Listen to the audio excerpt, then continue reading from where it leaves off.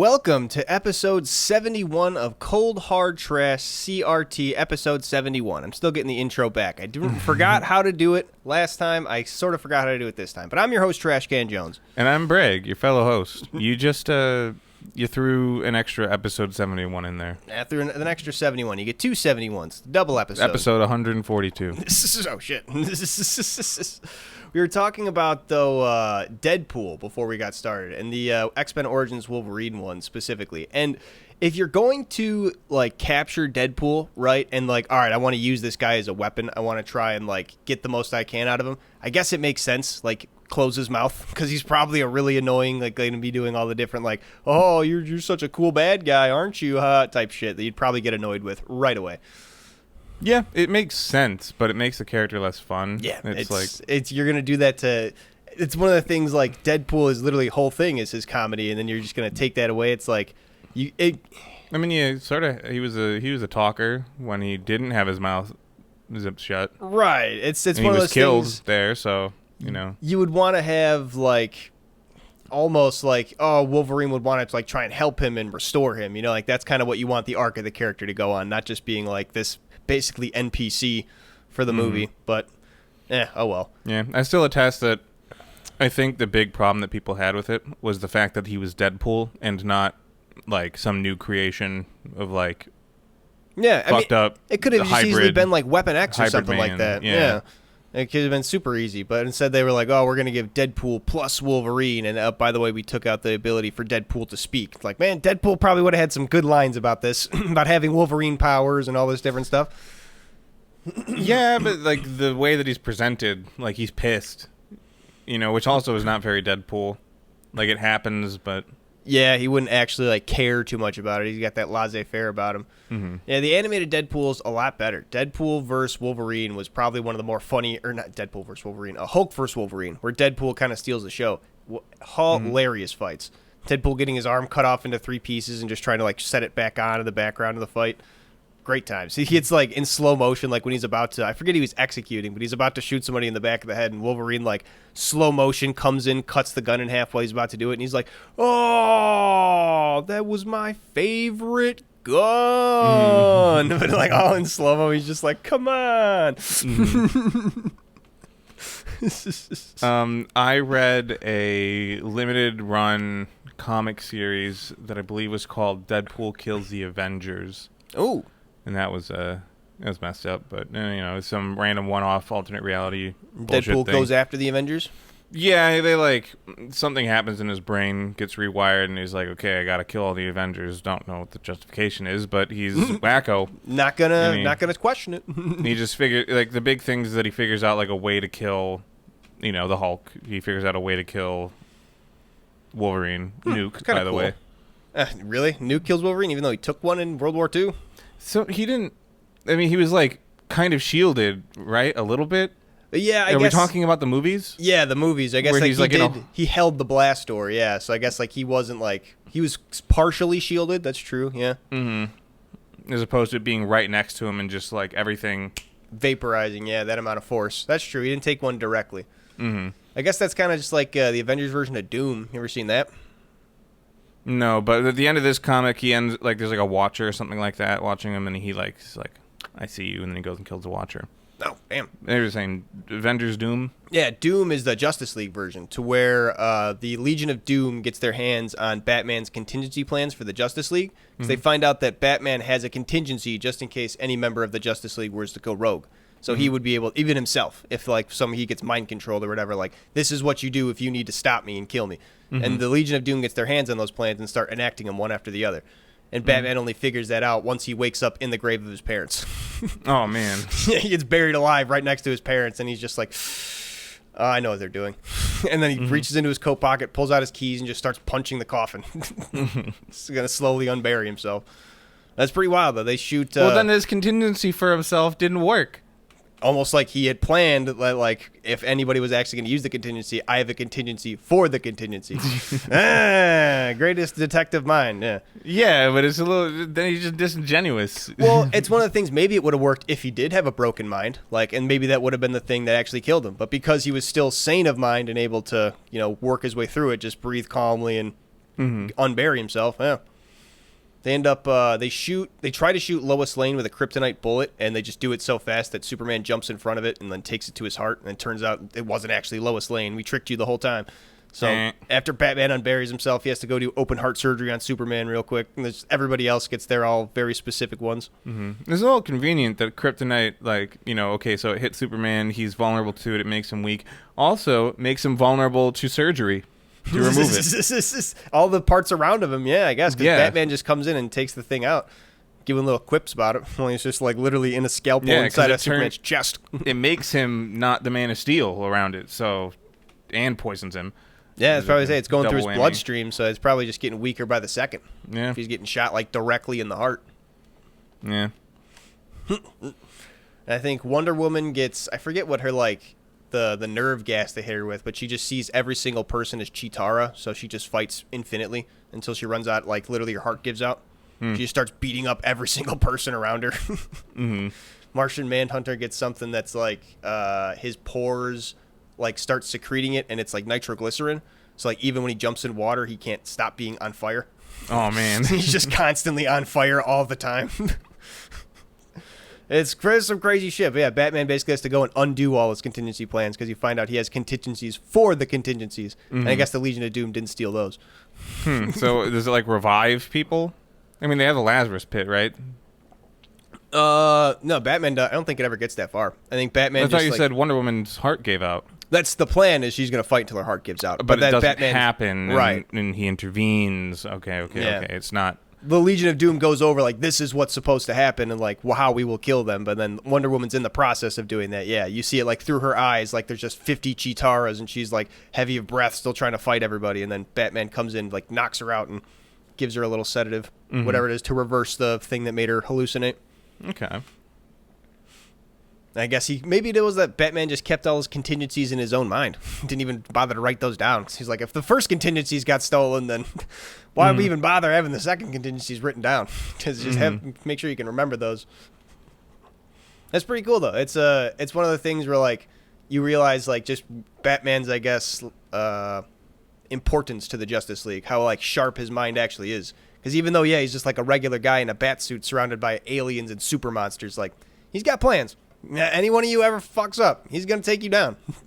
Just like that. You're not even going to see it coming. It's interesting that, none of the movies, I think, really show him as, to be this expert planner, to that level. I guess none of the movies really have other heroes, for the most part. I mean, there's, the Justice League, Zack Snyder ones, but that's also a strange Batman. Yeah, a lot of, even the Christian Bale Batman, I think a lot of it was his, even though the Robert Pattinson one is supposed to be brand new Batman, I feel a lot of it, him, interrogating Harvey Dent when he interrogates the Joker. It's still a lot of him, coming into what Batman actually is and being, this investigator and realizing that he has to, be the full, complete Batman. He's strong and he's fast and he can do a lot of things, but he's not a lot of resources. Right, and he has a lot of resources, but he's not the full, complete Batman yet. He's still working into that. Because the first Batman movie literally starts with him, training with Ra's al Ghul. So it's not like he's been Batman for 20-plus years and has figured out that he needs this super sharp, intellect and, investigatory mind about things. Because he's not even really, solving crimes. He's still just, stopping crimes, crime-fighting style, not sitting in the Batcave trying to figure out with his big computer and solve a bunch of things in the animated series, how you always see him in the Batcave. Who's the first Christian Bale Batman villain again? Is it Scarecrow? Yeah, Scarecrow, and I think Two-Face is in that too, right? Towards the end? No, Two-Face comes about in Batman 2. Oh, okay. Because the Joker does it. Yeah, the Joker puts a bomb in two separate locations. Right, he said go to Rachel or... Yeah, I remember. Yeah, and then he goes to save Harvey Dent, and then he... the thing still explodes, and it burns off half of his face, and then he's... Yeah. Well, he tries to go and save Rachel. That's the thing. The Joker lies to him. He asks him, where's Rachel? And he says, he's here. So he goes to there, believing the Joker, not really realizing that, of course, he would lie to him, and he doesn't save Rachel. He gets to Harvey Dent instead. Oh, I actually never picked up on that. I thought he just... I think I might have that backwards. I think maybe he did because he does go and save Harvey Dent, right? Yeah. Yeah. Okay. So I think I have that right. I believe you. I just never picked up on it. I was younger. No, because that's his whole thing. Where's Rachel? He's not looking for Harvey Dent. His the whole thing is he wants to save his girlfriend of the time. Mm-hmm. And he's like, how does the Joker know about this? The Joker must know, like... Well, no, I don't think it was his girlfriend. I think he wanted to be with Rachel, but I think she was with Harvey Dent. Oh, that's kind of what throws Harvey Dent off the cliff. Is that he wanted Batman to save Rachel as well, and then he came for Harvey, and he was pissed about that. That's what, put him off the deep end. Yeah, I got to rewatch the Batman movies. I saw them all in theaters, and it's been a while since I've actually had a rewatch of them. I need to track down a physical copy of Spider-Man 3 as well. Yeah, we got to finish the trilogy. Topher Grace as Venom always just makes me sad. Makes me sad. It's just Topher Grace plays a very particular character very well, and Eddie Brock is not that character. I'll just say that. Eddie Brock wasn't... I don't think I've really seen like a good... even like other than like the animated series with Venom, like Eddie Brock. I haven't seen a live action good Eddie Brock. Other than the Venom movies, okay. Yeah, the actual like ones. I haven't seen him like fight Spider-Man, is what I'm saying. Yeah. Because those are standalone, right? Because of Sony contracts and such. Yeah, that's the thing. It's like Venom is a Spider-Man villain, but it's like in a standalone movie, he's not. He's just his own guy. Yeah. So. I haven't seen a good Eddie Brock, I guess, oppose Spider-Man. Mm-hmm. As a foil. Right. It was cool. They had it a good going of, like, Venom, like, as much as people want to meme on the beginning of Spider-Man 3 of, like, goth Tobey Maguire and all that, like, I found that awesome and hilarious. Because, like, of course, like, what does a nerd think is cool? Right? Like, what is, like, I'm going to grow my hair out, I'm going to dye it black, wear a leather jacket, and hit these sweet dance moves on the ladies. Like, it's just, of course, like, that's what Tobey, or, like, Spider-Man Peter Parker thinks is the cool guy thing to do. And then and he ends up being a little bit of a dick, and he's like, wait a minute, got to get this off me. It was a great start, but then, when Topher Grace took over the Venom symbiote, not my favorite. The Sandman thing too. If Venom went away and then they threw it away like into a sewer and it was like, oh, forget about that, and they did a fourth Spider-Man movie with Venom, pretty good. Because the way Sandman came back in Spider-Man 3 and they brought that together with the whole like, I was the guy who was actually kind of responsible for your uncle's death. I'm so sorry. Cool long-term storytelling. I mean, did he pull the trigger, or was he... I think he was the guy who was... He was responsible for getting the other car, stopped Ben, the other guy showed up and shot him? Yeah, I think that's how it goes. I think he was ultimately, like, felt himself responsible, yeah. Because he wasn't... I think it was... Yeah, no, because the guy in Spider-Man 1 admits to shooting him, so there was that guy that pulled the trigger. You're right. He stopped the car and was like, he was supposed to, and then he was like, what are you doing? You can't just get out of here. And then the other guy left Sandman there, like, didn't even take him in the car.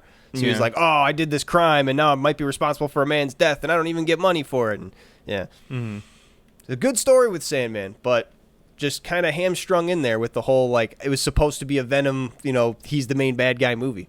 Oh, I always thought it was supposed to be 3 for Spider-Man 3, and I was expecting other shit to happen with Green Goblin or Hobgoblin or however you want to call him, but nothing really did. Exactly. You just have so much like the focus on the Venom symbiote for the first movie. You'd think like, all right, it's going to be the Venom movie, and then the other stuff gets thrown in there. You're like, why?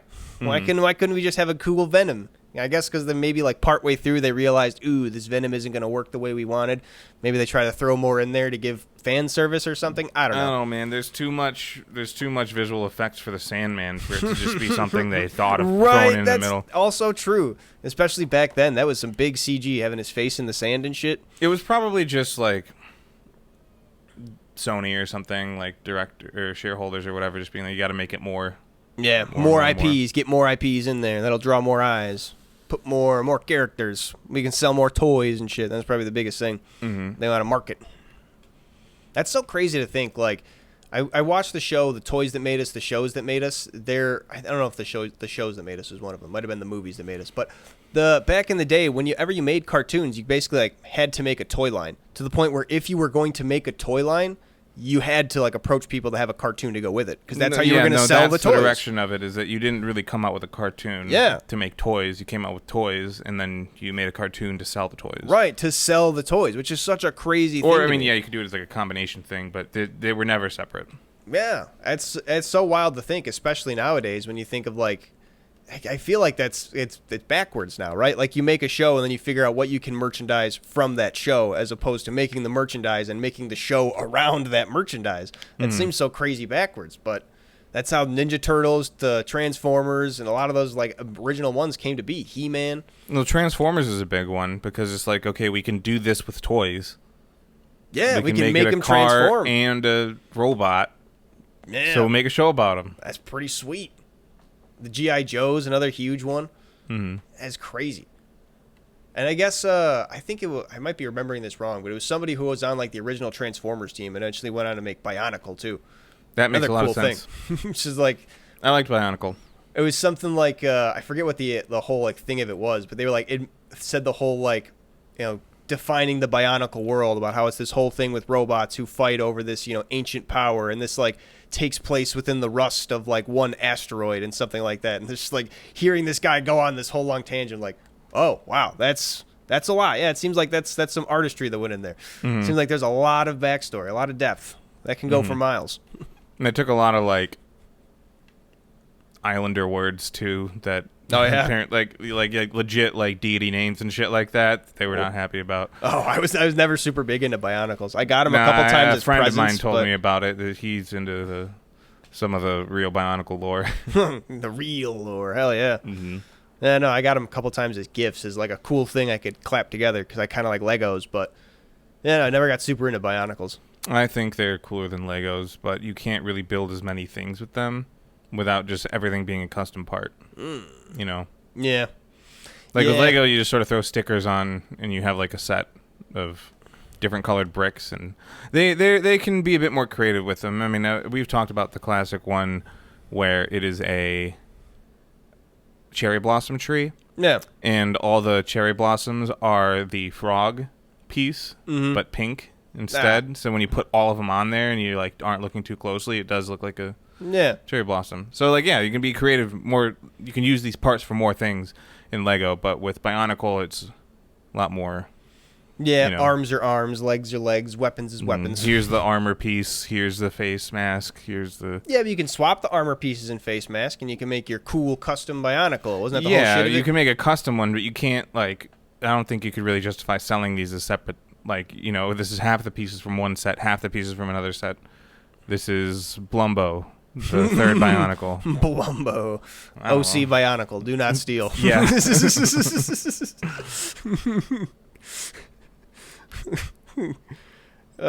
So what trading card games? Did the trading cards come before the shows for those, or they'll come out in tandem? Like Pokemon, Yu-Gi-Oh, Bakugan, stuff like that. I think Pokemon started with the video game. Really? Video game first? Yeah, it was started by Game Freak. Huh. So they went video game and then what? Then cards, cartoon, then show. Then cards, then show. I think. I could be wrong. Huh. I guess that makes... Yu-Gi-Oh was 100% an in tandem thing where they wanted to make a card game and they made a show to sell a card game. Huh. Well, no. I think Pokemon, wasn't it a manga first? Or was the manga come after the games? Because the games were red and blue, but then they also made yellow that was like kind of along with them, that was more with the show, right? The games were red and green. In Japan, yeah. Then like maybe a year and a half later, it hit American stores as red and blue. And then another year after that, they came out with yellow. This is back in those times. There was the third version, which essentially worked as a definitive edition. Right. Then in like black and white era, there were sequels for the third versions. It was Black 2 and White 2. Same deal with Ultra Sun, Ultra Moon, which is it's kind of in between. But there's like literally new guys. But Yellow, Crystal, Emerald, those are sold more as definitive editions. But Yellow is like a completely different game from Red and Blue, where you get like all three starters. You can actually have Pikachu follow you around. No, you don't. You need Pikachu to follow you. I'm pretty sure he's stuck in your party, which is fine. And you can't evolve him. And he puts up a little like face reaction thing to like different areas when you first discover them. Yeah, and can't you meet Red in Pokemon Yellow? I don't believe so. Oh, there's Let's Go Pikachu and Eevee, which are Switch games, the first Pokemon games for the Switch.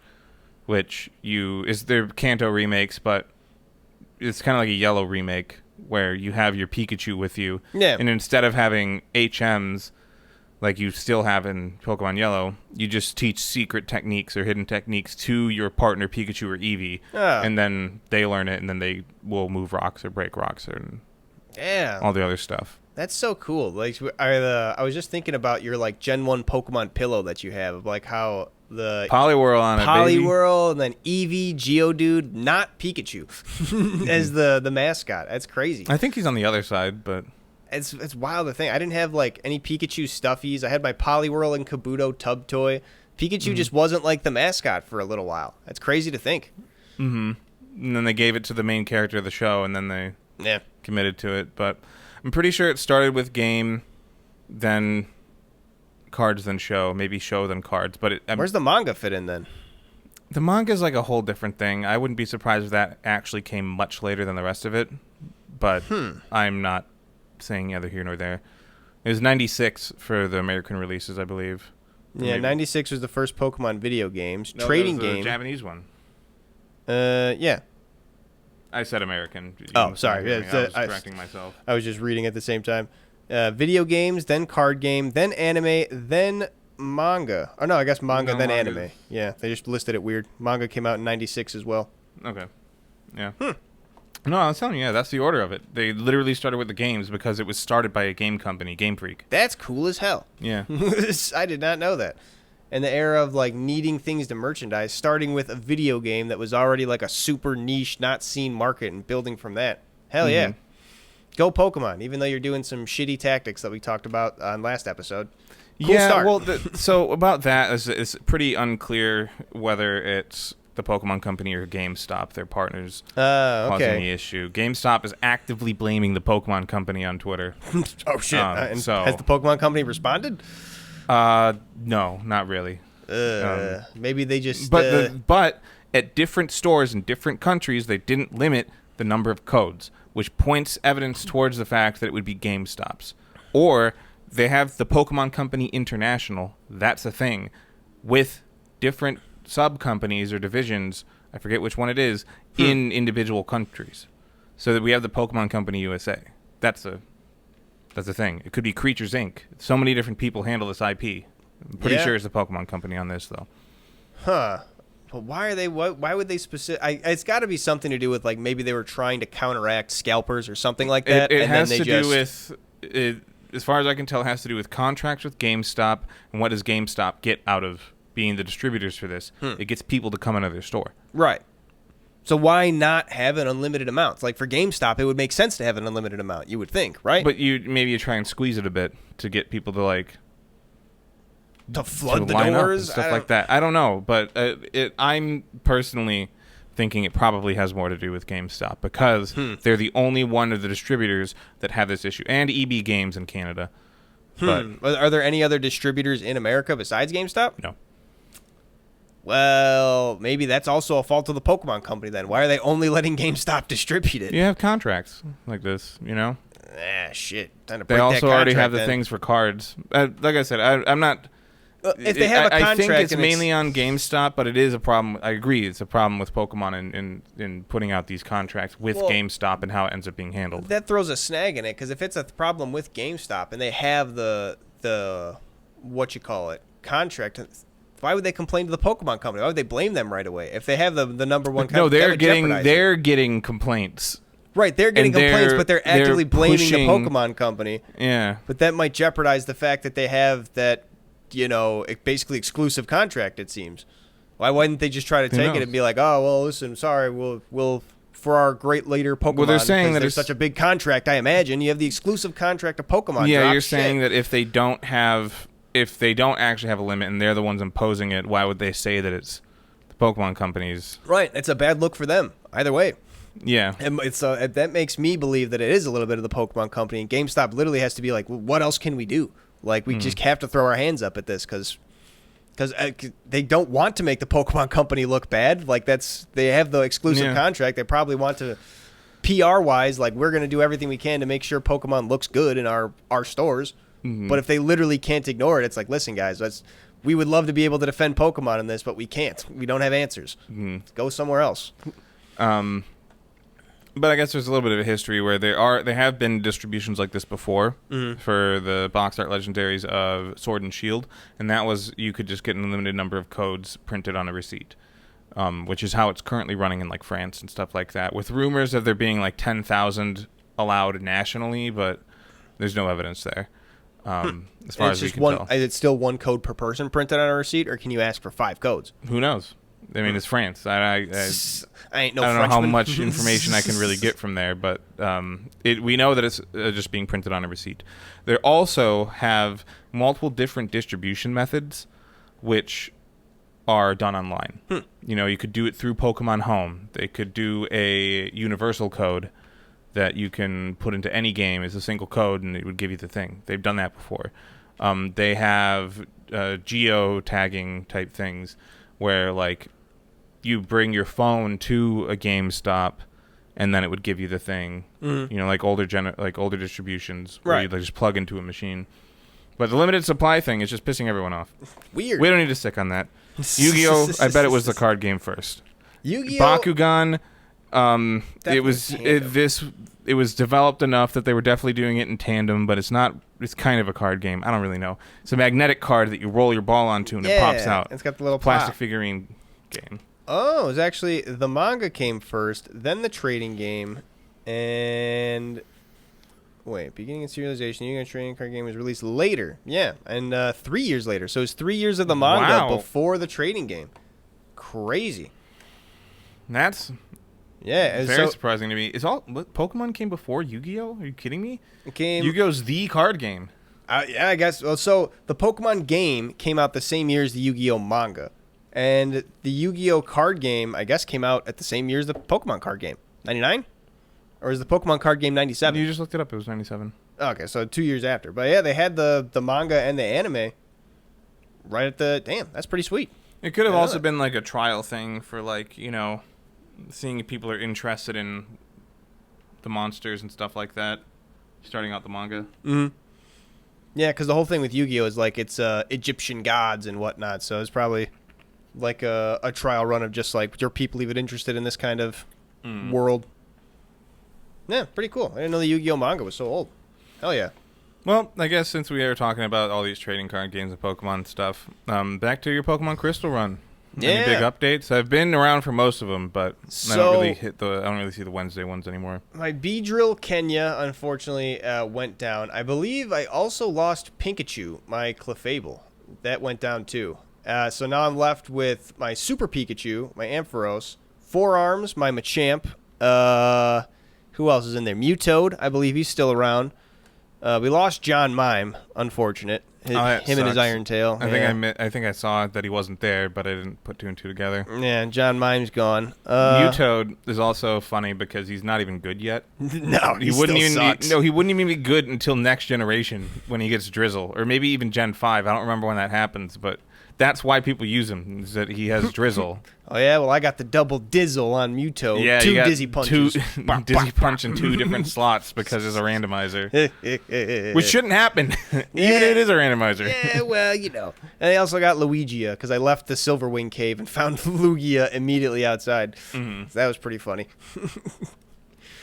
Yeah, no, I'm doing pretty good. I'm going up to my 8th badge now. I just cleared Team Rocket out of the radio tower, so I got to go prove that I'm a real Dragon Master somehow, and then face Claire, the Dragon Gym Leader. And then I'm off to Kanto, to Victory Road. So, a big thing with the Dragon Master. This is the generation that introduces Kingdra, and Kingdra is only weak to Dragon. You would not be able to hit it super effective otherwise. Yeah, because it resists electric as Dragon, and it's Dragon Water, right? Yeah. It resists electric and ice as water. It resists... No, it resists electric and ice as Dragon. Water doesn't resist electric. It resists electric because it's... electric and grass because it's Dragon, covering the water weaknesses. And it resists ice as a water type from its... You know, the Dragon type's weak for it. So all 3 of those are neutral now. All right. So, yeah, the only one that you have is Dragon. Later, you get Fairy. But sounds like I just got to out-level and out-power. If I get a level 70 Super Pikachu, it's just going to bite its head off. Or Guillotine. Guillotine's always a fun one. Just drop that on the last Pokemon of a gym leader. Mm-hmm. So are you planning on doing the Indigo League too after you finish the Johto League? Yeah, probably. Why not? I got the whole extra map. I'm gonna go do it. Go find Red too. Kick his ass. Mm-hmm. Does he have all 3 starters? Does he have Blastoise, Venusaur, and Charizard? And Pikachu. Damn. And I think like Snorlax? an Aerodactyl or something too, right? And I think an Aerodactyl. Yeah. It's a team of 6. Okay. On the top of Mount Silver. Only after you get double. He doesn't say anything to you. Yeah. He is the real final Pokemon challenge. Mm-hmm. It's cool, like, with the whole silent protagonist thing, when you aren't playing as that character, they stick with it. They did a little bit of an opposite thing in Silk Song, because in Hollow Knight, your character doesn't speak at all. Right. And then there's Hornet, who's a character in the original Hollow Knight, that does speak and say shit and, like, run around and stuff. And then you play Hollow Knight Silk Song, and Hornet's a real character instead of a silent protagonist. And like, when you're talking to people, like, she has things to say. Huh. Like, there's a couple times when, like, a character tries to, like, kiss her or something like that, or, like, try and, like, pilfer things off of her, and she just smacks them. She's like, you be careful with your hands, okay, man? I will cut them off. Jesus. There's also a scene where there's, like, this... there's the Flea Caravan, which is similar to the original Hollow Knight. There's, like, the Grub City. So you go around and there's like all these little grubs in jars, like little caterpillars. You got to break them out of the jar, and then they just dig into the ground and they go back to Grub City. And you, like, the more you get, the more, like, rewards you get. There's like a game-wide spanning quest. They're like in every single area that you go to. Same deal with the Flea Caravan, where they're not all trapped. Some of them are just like sleeping in like a hidden area. You just walk up to them and they're like, oh shit, sorry, and go back to the caravan. One of them is this guy named Krot. Krat? Yeah, Krat or Aat. I don't know. It's the same name as the city in Lies of P, supposedly, which I do need to play at some point. But he has a spa cart because it's a caravan. They have all these different carts and stuff like that, and he has the spa cart. And so he like offers to, like, let you use it for like 15 rosaries, which is the currency, and you go in there. And he calls you, like, his suite and stuff like that at first. And then you go into the spa cart, and basically what it does is it heals you, and it gives you silk, which is your resource to, like, to self-heal out there, or, like, to use your special move or something like that, and it refills that bar, too. And then he, like, peers through the top of the cart at you, and you can jump up and smack him, and then he lets you use the cart for free from then on. You catch him. Yeah. And Hornet's like, don't do that. I will kill you if you do that again. And so he's just like, oh, I can never charge a sweet thing like you to use my cart. Feel free. And he doesn't do it again. But yeah, silent protagonists and speaking characters, and, like, when they actually carry that over instead of it just being like, oh, the character isn't talking because you're controlling them, and then, when you're not controlling them, they're actually doing something else, which is also fine. It's just interesting to see the choices that happen there. The Saints Row series also has a silent protagonist for the first game, but only silent for like 99% of the game. You only get one line, because they usually do like the 3 gangs, and you have like the 3 storylines. You get one line per storyline, and it's always just the most random thing. Like, you have completely silent every time someone comes up to you. They always do like the jokes like, oh, you don't say much, do you, type of deal, the entire game. But then, like, one of the last ones, like, you're chasing down this drug lord who's trying to get away in a plane. You blow up his plane as he's escaping. You're like, all right, yeah, high-fiving all your boys. And then his girlfriend pulls up, goes, no, the entire spring line of my collection of clothes was on there. And your character goes, bullshit, that was the winter collection, and you know it. What a line to save it for. It's just like, it's a silent protagonist the whole time, and it's just for that. Both your friends look at you like, what the? That's what you speak up for? And then the whole second game, there's just like so many like comments about like, man, why were you so mute before? Like, I don't know, I was really scared. I didn't feel like talking. Like, everybody just keeps making jokes about how you were a silent protagonist for a whole game, and you're like, well, that mute shit was getting old, so I just had to stop. That's good. It's really good. It's the Saints Row always had like a really great balance of like actual serious like oh my god moments and really great comedy. And then Saints Row 3 just kind of took the serious oh my god moments out of it, but pretty good comedy. Mm-hmm. There's actually the very end of Saints Row 3 has a really good ending of it, but it's the bad ending. If you choose that when it's like super emotional and heavy, and it's to let you know that like you fucked up basically. Mm-hmm. But it's other than that, it's really not that too serious of a game, which I was kind of disappointed with, but it's still a good game. I still give it a 7 out of 10 for what it is. Mm-hmm. It's like Fallout 4. It's fitting in the Fallout series as I know and love it. It's kind of a black sheep and not really my favorite, but as just a standalone solid game, 6, 7 out of 10. It's pretty good. Can't deny it. The way you described Saints Row 2, where there's a lot of funny moments and there's a lot of serious moments, that's kind of how I would describe Dexter. No, yeah? Where, you know, like the scenes that I just showed you before this, like with Dokes, and he just like walks up, he's like, yeah, give me the fucking blood splatter report, come on. You fucking creep. Okay. Fuck you. He's just, fuck you. Grab a crayon and write this down. Yeah. Yeah, no, it's just like the amount of things that like when you actually put a legitimate serious backdrop and like don't pull any like, you know, oh, it's because although there is like the GTA, like in the GTA world, like the car place is called Rim Jobs and like the liquor store is called Brown Baggers, like they have jokes and all that, but it's a legitimate serious like crime setting where like people are taking things seriously and it's serious stakes. Like nobody's like, yeah, whatever, who cares if I'm gonna die type shit. Like they care about their lives and the lives of their friends. And then when you the businesses just happen to be parodies of what the businesses are for real in America. And it's a little silly, but the actual like seriousness of the story like is a serious setting. So when they do like all the crazy wacky things, like it kind of like juxtaposes with that, it's just hilarious. You actually have to have that serious setting though. You have to make it real. It can't just be like all wacky, fun and fun and goofs. Yeah, that's what Saints Row 3 is, and it makes it a different experience. Not my favorite experience, a different, good, but not the best experience.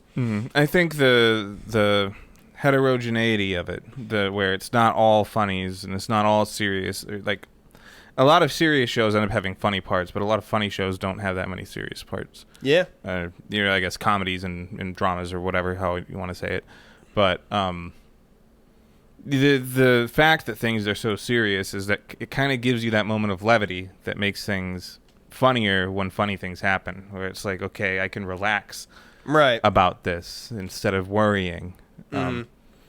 Like how it can happen in Breaking Bad, which you've caught up even more on. I've continued to watch. I'm now, I think, like 3/4 of the way through season 4. I don't know how many episodes are in there. I try not to see like how many episodes are left in a season or anything like that. I like to just, because then I can like, I'll start thinking like, oh, how's this going to end? They only got 2 episodes left. Like I'll start thinking in my mind. I want to be surprised by it all.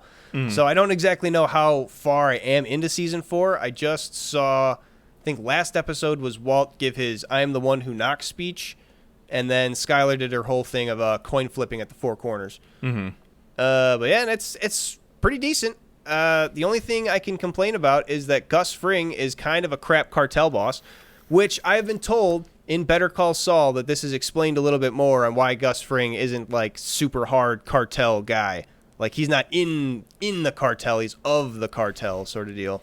He's not cartel himself. I don't know. I've never watched Better Call Saul. At this moment in the show, Gus is really just letting Walt stew and be volatile and he's letting him be a question mark. Got to keep that man in line. Got to let him know, like, you're not even allowed to have these kinds of thoughts, let alone these kinds of actions that you're doing. At the end of the day, they killed Gale. Yeah. Gus, as you can tell from his actions, has a responsibility to keep the meth going. Right. He has to keep it going. If he can't do that, he is in trouble. Sure. So since they got Gale, he needs to keep them on the payroll for that reason. Jesse and Walt. Right. And with his actions that he's done now, Walt can probably going to figure that out because he's let Walt know that he knows that's why Walt killed Gale, was to save himself, because he knew Well, he was kind of betting on that, but that's the whole thing. Now he's basically confirmed it. Like, why wouldn't you just let him, like, oh, hey, you think you're so much smarter than me? Like, all right, I'm just going to, I don't know, do some crazy cartel shit. Cut off one of your feet. Like, even though you are important to me, you're still going to have 1 foot less, and you're still my property type thing. You got to keep him in line somehow. Right now, he let Walt's play work. That's the biggest thing that kind of it bugs me. It did work, and even if he doesn't have any other choice but to let it work, you can't just take that lying down. Kill the guy to send the message because he fucked up your meth batch, whatever. Kill Victor, but like, well, he killed Victor because he got made at the crime scene. Oh yeah, that too. That's the part. He left his car there. Oh shit, I didn't know that. He left his car there. He was seen there, and he wanted to make a point to Walt and Jesse, like that. I wish I could do this to you right now, but I can't. I think a better point would have been to either, keep Walt in prison for a little while, cut off one of his feet or something. Just make sure that he knows that he can't be fucking around like this. Even though you are important, you need to cook meth. Like, that is the only thing. You are not worthwhile to me in any other way. I don't respect you as a person, as a man, as a brain anymore. Now you are just, like, below the anything to me. If I'm a cartel boss, I don't want anybody thinking they're going to be able to usurp me at any point. And that's Walt's whole shit now. Fucking Walt's walking up to his house with a gun. Like, this is the guy you let to your house. Like, fuck. You're right. If I could kill him, I would. But I just got to make sure that I would do everything in my power to make sure he doesn't know that I can not kill him at any moment. You always got to keep that in the back of his mind of, oh, am I really important? Does he really, really need me? Am I going to die at any moment? Got to keep him on edge like that. Keep Walt on edge? Yeah. He is. Walt's going to his place with a gun because he feels so insanely threatened. I don't see it as him being insanely threatened. I kind of read it more as like Walt feels like almost like he can just beat Gus. Like, I feel like he wants to just step up and like do that shit. Where like if I kill Gus, then they're gonna have to come to me for the meth type deal. Well, I mean, it's not like if you kill a man, then you get his laundry and his fast food chain. And he does the whole thing of like, that's because I think it's when he's trying to explain to Hank that it's like, oh, it's self-defense, it could be me or you. I think like Hank kind of knows that's bullshit. And that's why he's like, all right, are you done with your bullshit of like, that's why you wanted to kill Gus because, oh, you had to and nothing else. I know why you wanted to kill him because it was an ego trip. He made you feel small. You wanted to do this whole shit. I don't think Walt, did it for self-defense and protection, but I think he's still just plotting and scheming. I don't think he's really that scared. I think he's dead sure now that Gus is not going to kill him, and he's like, cool, let's get to work on what the fuck I can do. In my mind, anyway. That's how I read it. He's definitely not safe. He's not. He wants to take care of Gus to save his own ass. I mean, you got to the scene where he was talking to Mike in the bar, right? Yeah. Yeah, and he punches him out because it's like... He wants to try and kill Gus, and he's just like, well, that's not going to fly. If anybody even heard you say that, I would have to kill you type shit. But, I mean, I think Mike knows that it's not like... It wasn't for just random cool, like, self-defense. Oh, I was so scared I had to kill Gus. He knows Walt. Walt's that ego trip kind of guy. If he killed Gus just because, like, you think you can kill me at any time, I'm the one who knocks. That's his whole shit. Like, you think you can knock on my door? I'm going to knock on your door, motherfucker. He's kind of lying when he says that. He is in danger for the most part. He does feel like he wants to take that control and feel strong. And that's what I'm saying. He wants that and is kind of working towards that. I don't think it's like, oh, I'm so scared I need to kill Gus to make sure my family's safe. I think that's kind of behind now. They talked about that moment of like when he is the Heisenberg. I don't know when that moment was, but I feel like in this moment he's going straight Heisenberg planning of like, how do I get out on top to be the meth king? Because when he's done usefulness, he knows Gus will just get rid of him. So he's got to figure out a way to be on top. But that's a bigger thing. It's the fact that he would be gotten rid of. That's the thing. That's kind of more important than being a drug lord. Well, being the drug lord is what's going to get him out of that. Yes. For the purpose of surviving at the end of the day. That's the big one. And that's, at the end of the day, his life is in danger, and he's afraid of that. It's for the purpose of surviving, but I don't know if it probably is for the fear. I don't know if he would admit it's for the fear, that kind of deal. I think it's that sort of thing because he's so into the Heisenberg. He's like, I'm going to kill Gus, but it's like partially because of the fear of like, oh, I knew he would kill me, but also partially because I knew I was better than him.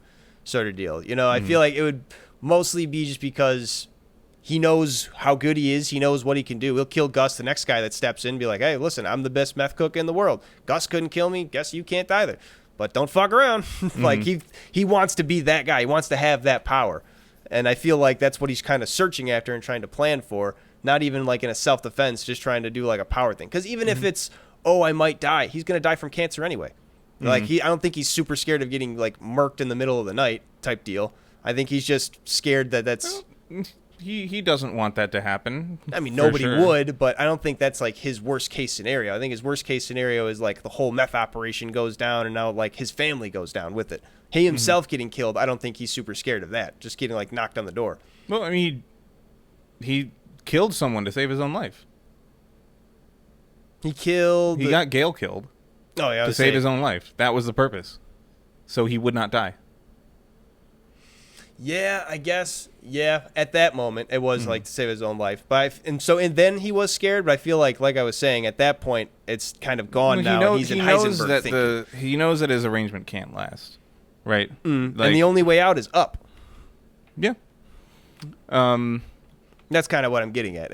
I think he's kind of just looking upward as opposed to like over his shoulder. Now, I guess he's looking over his shoulder for Gus, but it's just for a whole thing of like, I'm going to kill him to, move up in this thing, because otherwise whoever moves up above me is going to just kill me. Yeah, I think he sees that he has to do something, and he sees that the only way is up, and he likes that the direction is up. That's what I'm going for, yeah. It's still, he has to find his way to not get murdered. Also, him and Jesse have constantly held that type of pact of making sure the other one doesn't die. I wonder how long that's going to last. Shit, is Walter going to bail him out again if he almost gets killed? Well, I mean, he's done it multiple times, and Jesse got him back by killing Gale. Yeah, so now he owes him his life again. Shit. Well, they're trading it, Walt decided not to get him murdered, which is not the same as saving his life. Yeah, but with the whole Hank thing, he did actively save his life from the two drug dealers at the end of season 3.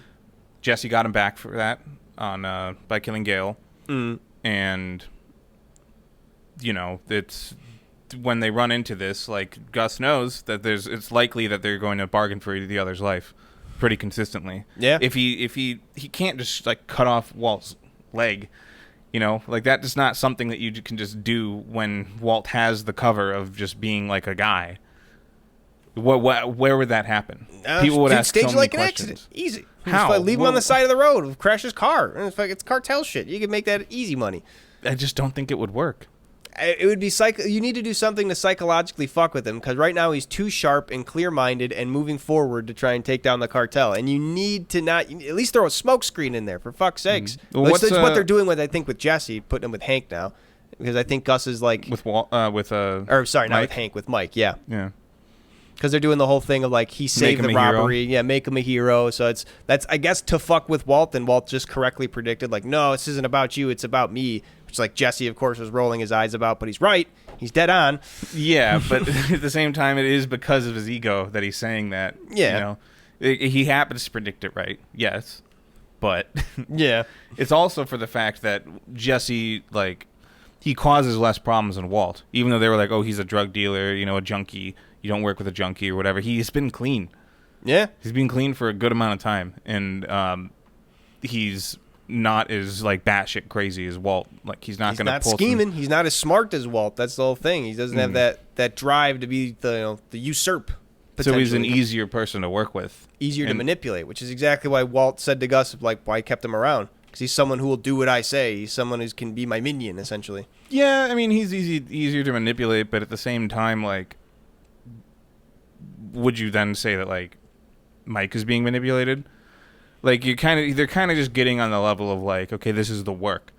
Yeah. That happened, yes. All the bad shit and the kid dying, yes, that happened, but this is the work. We're looking out for you too. We're saving your life if it's possible. You're saving our lives. We owe each other these things. He's usurping that type of relationship that he has with Walt. No, I didn't see it like that, but that makes sense. Basically, getting Jesse's loyalty away from Walt and more towards whatever this organization is, the work. Mm-hmm. Yeah, I guess that could psychologically fuck with Walt a bit, but I feel like they're moving too slow on that. Mm-hmm. They let Walt just stew a little too much, and he's probably got plans, and he sussed it out immediately when they did it. Even if it's only for his ego, he's gonna act like that's what's going on. So shit. I feel like Gus might have fucked up a little bit. Walt might be a little too volatile. He might come out too far on top, even though he is the protagonist of the show. So that's probably what's gonna happen. So I think that Gus has not fucked up at this point. Okay. He does. Ominous. You're very close to, like, if what's the last thing that happened? I think I actually stopped, like, partway through an episode. It was, the last thing was those ladies getting shipped on a bus to Honduras. Walt's like, no, let Gus blame me. He's like, he does. Yeah. Tyrus is great. They had to sneak him in and out of the... Yeah, they had to sneak him in and out of the laundry. Like, Victor is kind of a sadistic fuck. Tyrus is too, but you don't really see it in this season or this series. You see it in Better Call Saul. Yeah, nice. All right. Victor's like, I fucking hate that guy. Tyrus is funny. Like the roles of they had to like sneak Walt into the laundry in like a laundry basket, like a big laundry basket or something like that. And he's like, does it have to be dirty? And Tyrus is just like, no. Nah, of course not. But fuck you. No, tell Gus to blame me. He does. He does. And he just walks away like, don't worry, fuckhead. Why we're doing this. But yeah, so I guess since it was partway through the episode, do you know why Walt is working alone? Well, he's working alone because Jesse keeps getting pulled with Mike. I assume that's the whole thing. True. Well, there's a big trip that happens this season, and that's sort of the next thing to. I haven't seen happen. Jesse and Mike's big trip. Not to that yet. Yeah. Okay. So that's like, that's coming. The Gus's like actual mistake is quite clear when it happens. Right now, it's just sort of like managing a lot of things. You know, keeping the plate spinning, keeping things around. You know, Walt doesn't have the opportunity to kill him whatsoever. Things are just. It's on a fine line right now. It's on the wire, but it's balanced. Right. And he ends up, things start. It kicks into gear at the end of the season. It's obvious. I have to keep watching how you write stories. Yeah, I was going to say, you write it to the climax, especially if you're writing for other seasons. You want to bring that climax right towards the end so it can bridge into this next one. Mm-hmm. And then start winding down from that and then to another one. Yeah. But, sweet. Yeah, season 5 is a doozy? Is it a big one? Yeah. Oh, shit. All right. It's the last one. Hell yeah, I'm excited. I've been watching this kind of passively, and I probably do some more tonight. Mm-hmm. Sweet. That is about all the time we should call for this episode of Cold Hard Trash, CRT episode 71. I did the outro correctly. Got it all right. Got to get back into rhythm of that. Has it really only been 2 weeks since we recorded this? It feels like so long. Yeah. God damn. I don't even remember. What was I doing last weekend? I don't remember. No, 2 weekends. It was 2 weeks since we were on a boat. Yeah, we went on a boat. That was some shit. Maybe we just lost some brain cells on the boat. Yeah. Left them out at sea. Yeah. At lake. But if you enjoyed this episode, be sure to like, subscribe, drop us a follow, give us any kind of engagement that you feel is necessary and that you feel we deserve. Till the next time, goodbye. Deuces.